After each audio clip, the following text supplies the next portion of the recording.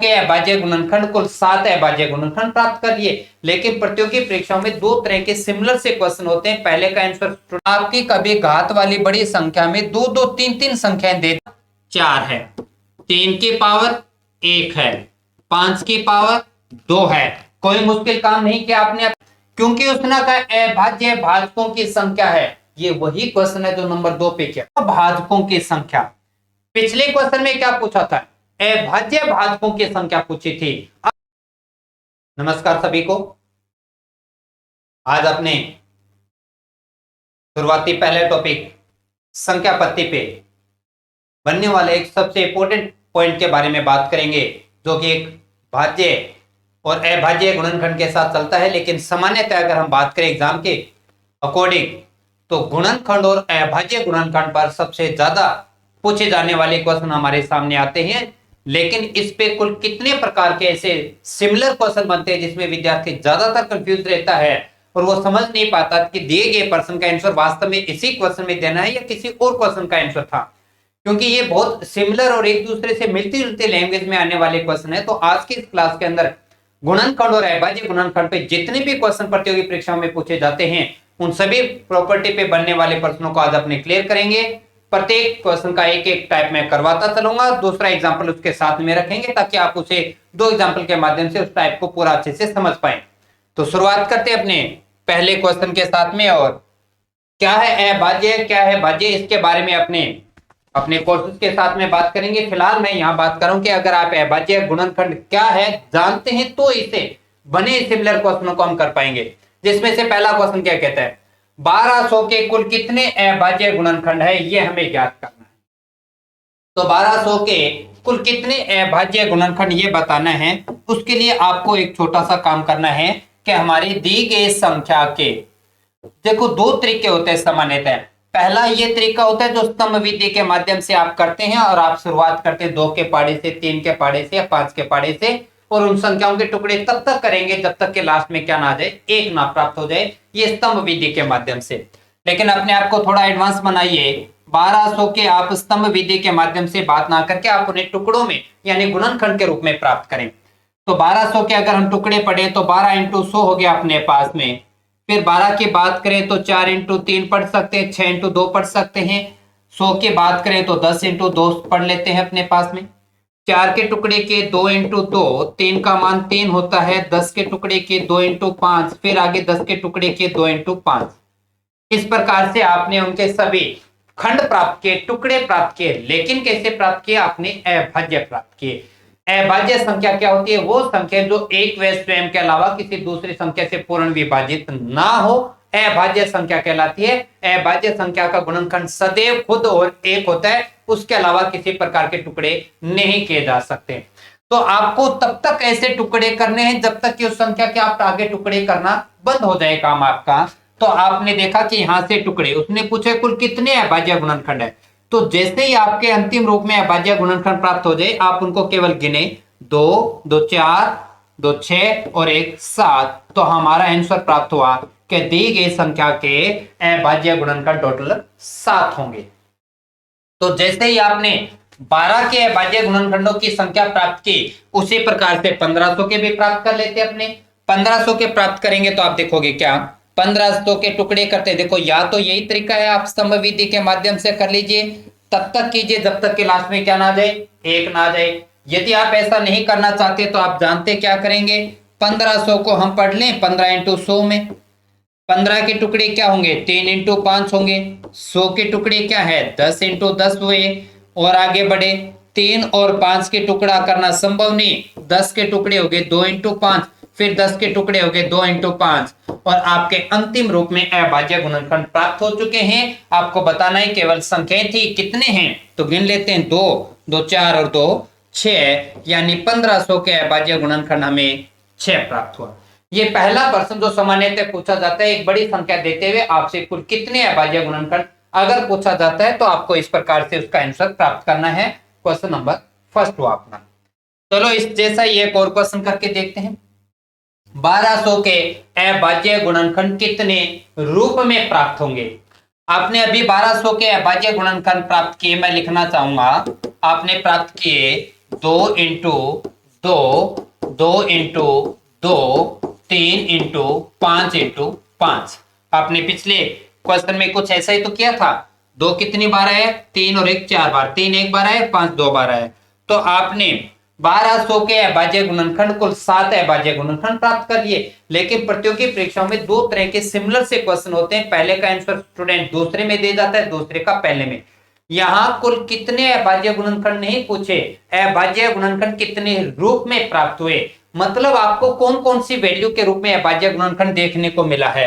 तो आपको एक तो अभाज्य रूप देखने को मिला है 2 का, एक देखने को मिला है 3 और एक देखने को मिला है 5। कौन सी कितनी बार आया उससे फर्क नहीं पड़ता। तो आपके पास में सीधा सीधा आंसर प्राप्त हुआ कि अभाज्य गुणनखंड कितने रूप में प्राप्त हुआ। तो हमें प्राप्त हुआ है जी कितने रूप में? 3 रूप में प्राप्त हुआ है। 1 2 1 3 और 1 5 के रूप में। तो आपका आंसर 3 देना था, ना कि इस क्वेश्चन में 7 लिखना है अपने को। चले इसी क्रम में और आगे बात करते हैं कि 2500 के अभाज्य गुणनखंड कितने रूप में है। तो एक बार हम फिर वापस से क्या करेंगे, 2500 के अभाज्य गुणनखंड जो भी आपका तरीका उसके माध्यम से कीजिएगा। मैं 2500 के टुकड़े की बात करूं तो 25 हो गया 5 इंटू 5, फिर 10 का हो गया 2 इंटू 2 इंटू 5 इंटू 5। तो ये हो गया अपने पास 2500। अब आप देखो कि अगर आपसे पूछ लिया जाता कि कुल कितने अभाज्य गुणनखंड प्राप्त हुए, तो हमारा जवाब था 6। पर उन्होंने कहा कितने रूप में प्राप्त हुआ है। तो रूप में देखेंगे तो एक तो आपको शकल 2 की दिखाई दे रही है और एक आपको शकल 5 की दिखाई दे रही है। तो आपके कितने रूप में प्राप्त हुआ ये पूछा है, तो आपका सीधा सीधा आंसर गया कितने? 2 रूप में प्राप्त हुआ है, एक 2 में और एक 5 में। तो ध्यान रखिएगा, आपसे कुल कितने अभाज्य गुणनखंड ये पूछा है कि कितने रूप में पूछा है। 2 अलग अलग क्वेश्चन अपने पास में। चले इसी प्रकार ऐसा ही दिखने वाला एक और क्वेश्चन लेते हैं। कभी कभार घात वाली संख्याओं के साथ आपसे पूछ लिया जाता है। घात संख्या के रूप में आधार उसका छोटा भी हो सकता है, बड़ा भी हो सकता है। आपके सामने क्वेश्चन रख दिया जाता है और आपसे पूछ लिया जाता है कि घातांक संख्या के साथ में जो ये संख्या दे रखी है इसके कुल कितने अभाज्य गुणनखंड है। जब भी कभी ऐसा क्वेश्चन आ जाए तो आपको क्या करना है, पहले अपने आधार संख्या कौन सी है, जैसे 1200, तो 1200 के पहले अभाज्य गुणनखंड करो। अभी किया था कितना हुआ था कि जी 4 तो बार तो आया था 2, एक बार आया था 3 और 2 बार आया था 5। तो आपने क्या प्राप्त किए? अभाज्य गुणनखंड प्राप्त किए। जब भी कभी ऐसा क्वेश्चन आ जाए, बड़ी संख्या हो छोटी संख्या हो, अगर उसके घात लगा के अभाज्य गुणनखंड पूछे तो आपको क्या करना है, उस आधार के जितने अभाज्य गुणनखंड हुए हैं, आधार के जितने अभाज्य गुणनखंड हुए हैं, कितने हो गए? 3 2 5 और 2 7। उन आधार के अभाज्य गुणनखंडों की संख्या का घात के साथ गुणा कर दीजिए, आपका आंसर प्राप्त होगा। तो आपका आंसर प्राप्त हुआ कितना? 7 कहां से आया? क्या 1200 के आधार के अभाज्य गुणनखंड 7 थे। 5 कहां से है? क्योंकि उसकी घात दे रखी थी। तो अभाज्य गुणनखंडों की संख्या प्राप्त हुई कितनी? 3500। ये हमारा पहला क्वेश्चन। चलो इस जैसा ही एक और क्वेश्चन देखते हैं अपने, कि अगर वो कहता है कि 1500 की पावर 7 लगा दी तो देखो कैसे करना है। पहले आपको ये काम तो करना पड़ेगा, इसके बिना आगे होना नहीं है। 1500 के अभाज्य गुणनखंड देखते हैं तो 3 इंटू 5, फिर हो गया 2 इंटू 5 इंटू 2 इंटू 5 अपने पास में। तो अभी बताया था, फिर जवाब आया। अब आपको बताना है क्या कि 1500 की पावर 7 के अभाज्य गुण, आधार देखो 1500, इसके अभाज्य गुणनखंड 2 2 4 और 2 कितने आ गए? 6। गुणा किसके साथ करना है? घात के साथ। और घात कितनी है? 7। तो अभाज्य गुणनखंड प्राप्त हो गए कितने? 6 7 42 प्राप्त हुआ। तो यहां से आपको अगर कभी बड़ी सी घातांक की संख्या देके अभाज्य गुणनखंड पूछ ले तो उलझना नहीं है, बड़ा प्रश्न नहीं है आपके लिए। आप आधार के अभाज्य गुणनखंड करो, जितनी संख्या में प्राप्त होते उस संख्या को घात के साथ गुणा कर दो, आंसर प्राप्त हो जाएगा आपका। चलो इसी क्रम में एक चौथा और क्वेश्चन देखते हैं। लगातार जैसे मैंने कहा कि 7 से 8 ऐसे क्वेश्चन होते हैं जो एक दूसरे से दिखने वाले क्वेश्चन होते हैं और विद्यार्थी सामान्यतः अलग अलग तरीके से उन क्वेश्चनों को पढ़ता है तो उलझ के रह जाता है। पर आज की अपनी ये क्लास एक साथ सब प्रश्नों को लेके आ जाएगी तो आपको कोई कंफ्यूजन नहीं रहेगी। तो आगे आता है 30 के पावर 7, 40 के पावर 6 के सभी अभाज्य गुणनखंड। मतलब आपकी कभी घात वाली बड़ी संख्या में दो दो तीन तीन संख्याएं दे दे तो क्या करना है, कुछ नहीं करना अभी भी अलग से। सबसे पहले 30 के अभाज्य गुणनखंड करो। 30 के अभाज्य गुणनखंड 2 इंटू 3 इंटू 5, 40 के करो तो 2 इंटू 2 इंटू 2 इंटू 5 आपने किए।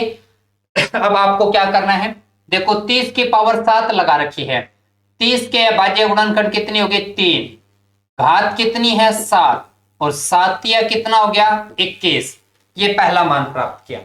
इसी क्रम में 40 के अभाज्य गुणनखंड कितने हो गए 4, घात कितनी है 6, गुणा किया कितना हो गया 24। सबसे पहले आप उन सभी संख्याओं का अलग अलग टुकड़े प्राप्त कर लो और उसके बाद में क्या करना है, जैसे ही उनके लास्ट में गुणनफल प्राप्त होते हैं उनको जोड़ दीजिए और आपका आंसर प्राप्त होगा। मतलब आप ये कह रहे हो कि 30 की पावर 7 के अभाज्य गुणनखंड 21 है, 40 की पावर 6 के अभाज्य गुणनखंड 24 है, इनका जोड़ किया तो आंसर प्राप्त हो गया कितना 45, आपका आंसर प्राप्त हुआ। चलो इसी क्रम में आगे बढ़ते हैं। 100 की पावर 5 दे रखी है तो टुकड़े करो, 2 इंटू 5, 2 इंटू 5, 15 की बात करें 3 इंटू 5। अब आप बताएं क्या करना है, क्या जी 100 के अभाज्य गुणनखंड कितने हो गए, क्या 4 हो गए, घात कितनी है क्या 5 है, तो गुणा करो 4 पंजे 20 आया। 15 के अभाज्य गुणनखंड कितने हैं 2 है, घात कितनी है 6 है, गुणा किया कितना हुआ 12। और अब जल्दबाजी नहीं करना, लास्ट में आए गुणनफल को हमेशा और हमेशा क्या करना है जोड़ना है, और 20 और 12 को जोड़ोगे तो मान प्राप्त हो जाएगा कितना 32, आपके अभाज्य गुणनखंड प्राप्त हुए। जब कोई घात वाली संख्या देख के आपसे पूछ ले तो आपको ऐसा करना है, ये ध्यान रखना है। लगातार चौथा प्रश्न कर रहे थे और आप देख रहे हैं कि लगभग एक जैसे से मिलते जुलते लैंग्वेज में आते हैं, लेकिन करने का थोड़ा तरीका बदलना पड़ता है और आंसर तो नेचुरल सी बात है बदलता रहता है। चलो ऐसा ही एक और क्वेश्चन लेते हैं, क्योंकि हमने 8 प्रश्नों की बात की थी। ऐसे 1200 के सभी गुणनखंड भाजकों की संख्या क्या है, भाजकों के फैक्टर की बात, मतलब वो आपको ये कहने जा रहा है कि हमें ऐसे पहाड़े बताइए जिनके पहाड़े में 1200 आते हैं, और ये भी बताइए कि ऐसे कितने पहाड़े हैं जिनमें 1200 आता है। तो ये बताना छोटी संख्या के लिए तो आसान है, लेकिन बड़ी संख्या आ जाए तो कैसे पता करें, उसके लिए देखो क्या करना है, मतलब आपको ये बताने कि ऐसे कितने गणित के अंदर पहाड़े हैं जिनके पहाड़े में 1200 आता है, वो बात भाजकों की होती है। तो ऐसा क्वेश्चन करने के लिए सबसे पहले आपको वही काम फिर से करना है, मतलब जो पहले क्वेश्चन में किया है वो आप एंड पॉइंट तक करते चलेंगे, वो कभी नहीं छोड़ेंगे। सबसे पहले 1200 के अभाज्य गुणनखंड, तो 1200 के अभाज्य गुणनखंड हो गए 2 इंटू 2 इंटू अपने पास में 2 इंटू 2 इंटू 3 इंटू 5 इंटू 5, तो ये आपने प्राप्त कर लिया कि 2 4 बार आया था, 1 3 बार आया था, 5 2 बार आया था। ये बात तो क्लियर हुई थी, ये हमने पहले क्वेश्चन में ही कर लिया था। अब इनको क्या करना है, जैसे ही आप अभाज्य गुणनखंड प्राप्त कर लेते हैं आप उनके ऊपर उनकी जितनी बार जो संख्या आई है उतनी घात लगाते हैं, पावर लगाते हैं। तो 2 की पावर 4 है, 3 की पावर 1 है, 5 की पावर 2 है। कोई मुश्किल काम नहीं किया आपने अब तक। अब हमें देखने के से कितने पहाड़े हैं जिसमें 1200 आए, तो आपको ध्यान देना है क्या करना है, जैसे ही आप अपने अभाज्य गुणनखंड को घातांक रूप में लिख जाते हैं उसके बाद में सभी घात को 1 बढ़ाकर लिखना है, सभी घात को 1 बढ़ाकर लिखना है, और लिखने के बाद में उनका गुणनफल ही आपका आंसर होता है। सभी घात को 1 बढ़ा के लिखना और उनका गुणनफल ही आपका आंसर होता है। तो 5 2 10 10 तिया 30 ऐसे पहाड़े हैं जिसमें 1200 आते हैं, मतलब 30 ऐसे पहाड़े हैं जिसमें 1200 आते हैं। और हमसे ये पूछा था कि भाजकों की संख्या कितनी है, तो हमारा आंसर आता है जी 30। अगर समझ में आई है तो बात करते हैं 1500 को लेके। तो 1500 के पहले अभाज्य गुणनखंड किया 3 इंटू 5, 2 इंटू 5 इंटू 2 इंटू 5। अब आइए सबसे पहले क्या करना है, घातांक रूप में लिखो। 2 कितनी बार आया है, 2 2 बार आया है। 3 कितनी बार आया है, 3 1 बार आया है।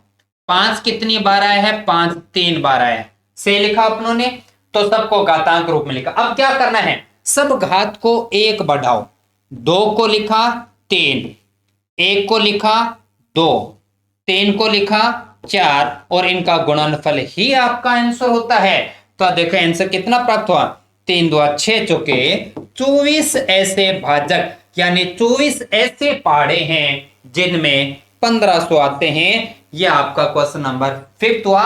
भाजकों की संख्या, गुणनखंडों की संख्या बताने का तरीका आपने देखा। चलो और आगे बढ़ते हैं इसी क्रम में। 1200 के सभी अभाज्य भाजकों की संख्या। अब यहां पर और अजीब सी बात होगी।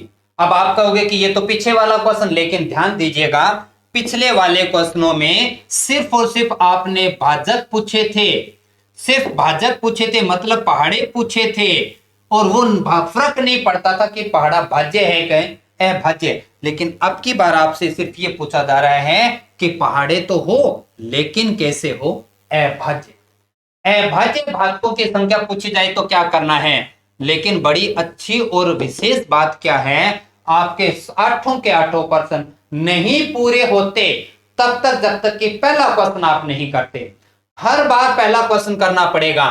तो हर बार पहला क्वेश्चन करना पड़ेगा, इसका मतलब पहला क्वेश्चन तो परफेक्ट आपका हो गया। तो 1200 के फिर अभाज्य गुणनखंड करते मैं फिर से लिख रहा हूं। आपने बताया और अब याद भी हो चुका होगा। 2 कितनी बार? 4 बार आएगा। 3 1 बार, 5 2 बार। लिखा आपने सही। अब क्या करना है? क्योंकि उसने कहा अभाज्य भाजकों की संख्या है, ये वही क्वेश्चन है जो नंबर 2 पे किया था, तो ज्यादा कुछ नहीं उलझना। आपके जो कितने रूप वाला क्वेश्चन था वही, मतलब एक पहाड़ा अभाज्य तो आएगा 2 का, एक पहाड़ा आएगा अभाज्य 3 का और एक पहाड़ा आएगा अभाज्य 5 का। जो अलग अलग रूप में जितनी आपको अभाज्य संख्या दिखाई देती है वही आपका आंसर है। क्योंकि आप अच्छे से जानते हैं कि किन्हीं दो अभाज्य संख्याओं का जब आपस में गुणा कर भी दिया तो रिजल्ट भाज्य प्राप्त हो जाता है। तो आप पहले अभाज्य गुणनखंड प्राप्त कर लो। प्राप्त करने के बाद में जो अलग अलग संख्याएं आपको दिखाई दी वही आपका आंसर है। तो आपको क्या दिखाई दिया? 2 3 और 5। तो कुल अभाज्य भाजकों की संख्या कितनी होगी जी? यहां पर प्राप्त हो गया 13। बिल्कुल इसी क्रम में यहां पर फिर बात करते हैं। तो जैसा हमने 1200 में किया 2500 में करके देखते हैं। तो 2500 के टुकड़े क्या होंगे? 5 इंटू 5, 2 इंटू 5, 2 इंटू 5। यहां की बात खत्म हुई। अब इनमें देखते हैं तो कौन कौन सा रूप आया है। एक तो 2 आया है और एक कौन आया है? 5। तो आपके पास में अभाज्य रूप में आने वाला वो पहाड़ा जिसमें 2500 आएगा केवल 2 ही है। एक तो है 2 और एक है 5। तो आपका आंसर आने वाला था क्या? 2। तो ये ध्यान रखिएगा, अभाज्य भाजक पूछ ले या अभाज्य संख्या कितने रूप में प्राप्त हुई, दोनों क्वेश्चन अलग अलग है लेकिन आंसर एक है। बात दोनों की एक ही है, पर ये थोड़ा ध्यान रखना होगा आपको। ये क्वेश्चन नंबर 6 हुआ। तो 3 और 2 आना समझ में आए।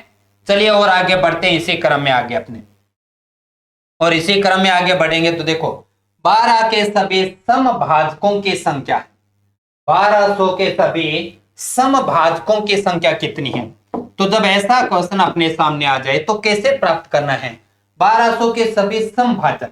तो उसके लिए फिर वही काम, जैसे मैंने कहा कि बड़ी विशेष बात यह है कि आपको पहला क्वेश्चन हर पर्सन के लिए करना पड़ेगा। तो करो, 1200 के टुकड़े करते हैं 2 इंटू 2 इंटू 2 इंटू 2, फिर क्या आया 3 इंटू 5 इंटू 5। फिर इन्हें घातांक रूप में लिखो, 2 के पावर 4, 3 के पावर 1, 5 के पावर 2। बात क्लियर हुई यहां पर।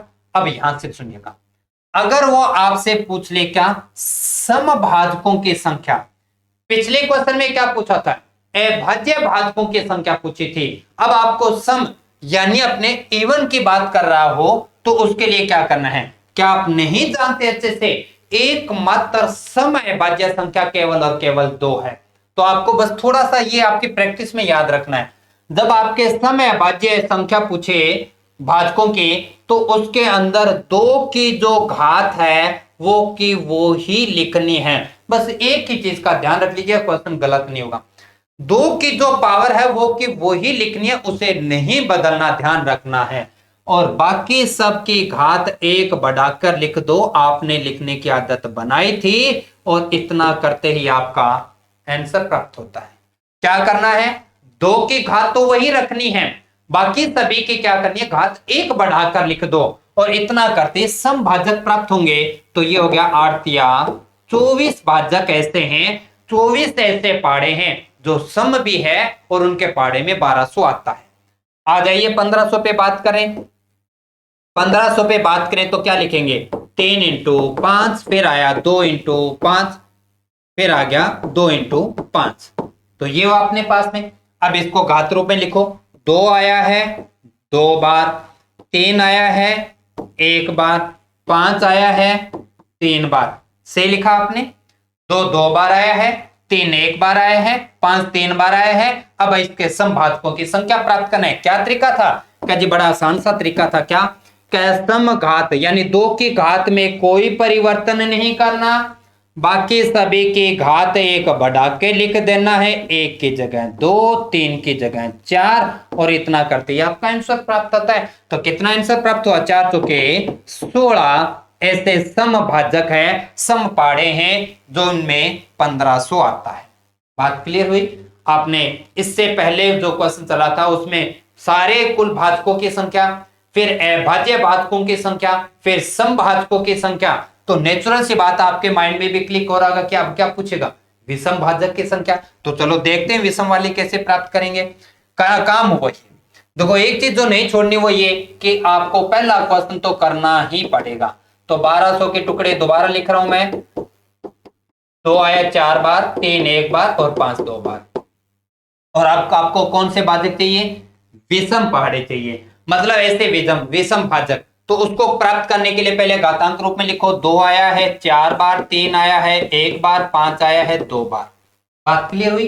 अब क्या करना है, जैसे ही ऐसा क्वेश्चन बन के आ जाता है तो आपको 2 को छोड़ देना है, क्योंकि आप जानते हैं 2 या 2 से गुणा करने वाली कोई भी राशि होगी वो हमेशा सम प्राप्त होगी, पर आपको विषम चाहिए, ओड नंबर चाहिए। तो उसके लिए 2 की जो भी घात बनी उसे छोड़ दो, बाकी आपके जितने भी अभाज्य संख्या होगी वो विषम होंगी, उनके घात को 1 बढ़ाकर लिखो।